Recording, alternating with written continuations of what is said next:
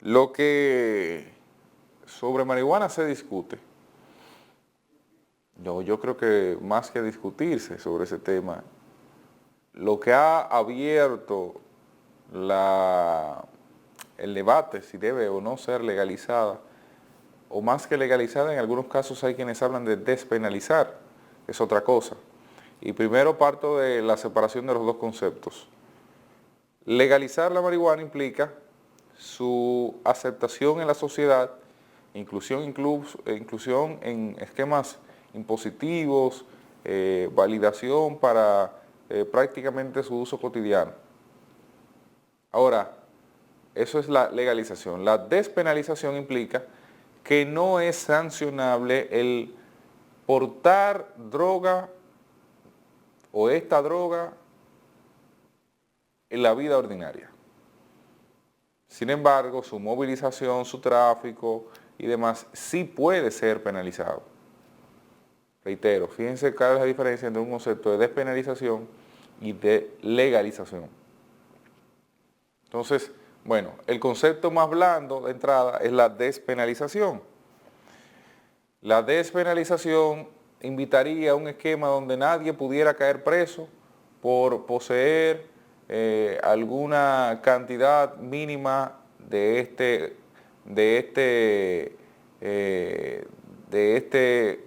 este producto que en muchos casos se comercializa en República Dominicana, incluso a pesar de las prohibiciones que existen. Y todo esto viene por la muerte de Juan Tomás Gibe Miller, quien es un ingeniero o había sido un ingeniero de los principales promotores del uso de la marihuana en República Dominicana, tanto abogando por la despenalización como por la legalización. Y él partía de una experiencia personal para colocar este elemento como uno más y uno válido para la sociedad dominicana de hoy. Él partía de una situación que ocurrió con su hija, donde fue diagnosticada con deficiencia cannabinoide en Canadá, lo que le obligaba a consumir medicamentos basados en esto. Según expresaba él, cuando vida tenía como base para el sustento de su desarrollo. Entonces, tomaba en consideración eso para el desarrollo de un proyecto de ley que eliminara algún tipo de presión sobre la ciudadanía al usar marihuana. Bueno, pero cuando se analiza ese elemento, lo primero es que hay que descartar que el cannabis sea el único medicamento para tratar enfermedad alguna en el mundo. No hay una sola enfermedad en el mundo o un solo diagnóstico que pueda ser abordado única y exclusivamente con este tipo de opioides. Entonces, eso descarta de plano el uso de la marihuana como elemento único medicinal para atender las situaciones que se presenten ante la salud. Claro, sin negar que es un medicamento que ha sido utilizado con algún nivel de efectividad en múltiples casos. Pero si nos vamos a eso, si nos vamos a ese mismo elemento, bueno, usted tiene que las principales amenazas a la salud del mundo en materia de adicción son precisamente opiáceos que han sido modificados genéticamente en laboratorio, que han sido modificados o especializados para la farmacéutica, el mundo farmacéutico, en laboratorios. Ahí usted tiene temas como el Percocet, y ahí usted tiene temas como el fentanilo, que ambos son destinados y utilizados en el mundo de la medicina como elementos básicos, incluso para el tema de anestesiar al cuerpo o aliviar dolores. Bueno, pero precisamente, ese fentanilo y aunque sé que el origen de la discusión es la marihuana, pero extendiendo la discusión al ámbito medicinal, ese fentanilo es hoy la principal preocupación de Estados Unidos en materia de consumo de narcóticos. Entonces, no es descabellado cuestionarse el alcance de la marihuana en esa dirección. Entonces, bueno, hay básicamente tres nociones: el no uso, el uso medicinal y el uso recreativo. Bueno, países con poca capacidad institucional de dar seguimiento a estos temas están imposibilitados de usar en cualquiera de las categorías la marihuana. Hay quienes hablan, no, es que el uso medicinal, sí, pero es que el uso medicinal termina incluso después de tratamiento con una alta tasa de incidencia en personas manteniéndose utilizando esto como uso recreativo.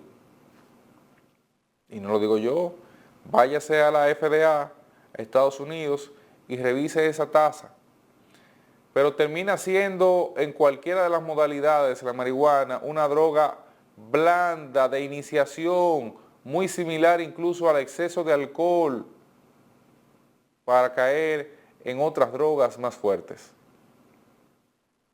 O sea, no es extraño iniciar en la marihuana y terminar en el crack o en la heroína. Entonces, son temas que también debemos tener en consideración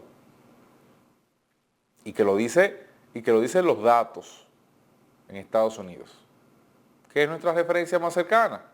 Entonces, pero analizando el caso de Juan Yibre, hay algo también donde de alguna forma las autoridades deben hacer mea culpa. Él fue apresado porque se le encontró 47 matas de marihuana en su residencia.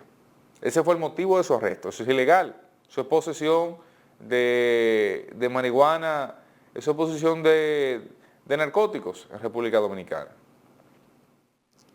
Y el pasado domingo murió en el Centro Correccional de Puerto Plata de un infarto. ¿Cuál es el tema aquí? Bueno, él es un hombre de 79 años.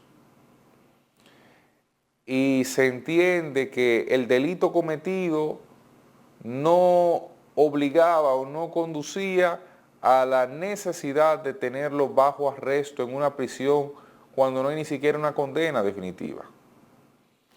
Me parece a mí que ese es el gran error en este contexto.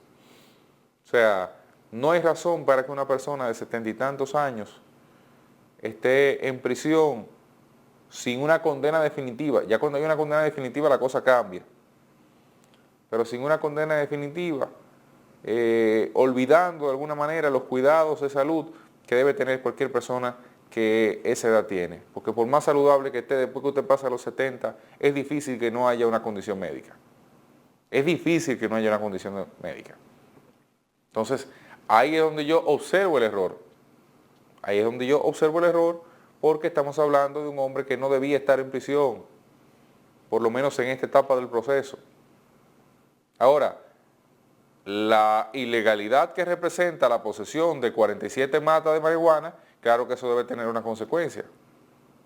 Y el hecho de que yo entienda que el consumo de la marihuana no debe ser ilegal, bueno, si las leyes del país donde yo nací, vivo y convivo establecen que son ilegales, bueno, por más que yo entienda otra cosa, son ilegales. Porque esas son las normas sociales que hay en República Dominicana.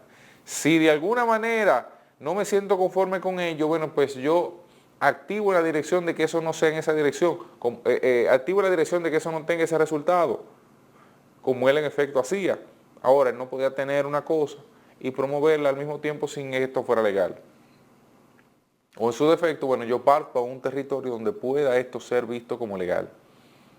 Ahora, el resultado que ha brindado la data en la mayoría de los países donde se ha utilizado el cannabis como objeto medicinal no es positivo.